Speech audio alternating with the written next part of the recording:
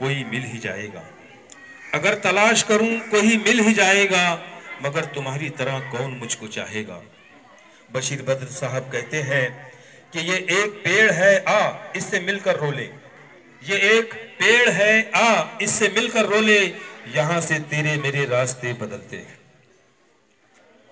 मोइन शादाब ने यूं अर्ज किया है, उससे मिलने की खुशी बाद में दुख देती है, उससे मिलने की खुशी बाद में दुख देती है। जश्न के बाद का सन्नाटा बहुत खलता है, जश्न के बाद का सन्नाटा बहुत खलता है।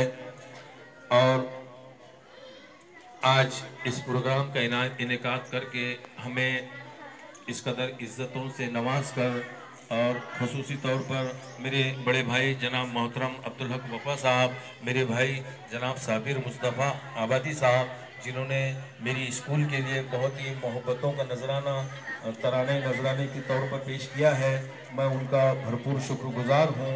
और अपने तमाम स्टाफ का, जिन्होंने हम मेरे लिए इस कदर मेहनतों से और दिल की गहराइयों से जो मेरा ये प्रोग्राम रखा, मुझे एजाज़ से नवाजा, मैं उन सबका बहुत बहुत मशकूर व ममनून हूँ।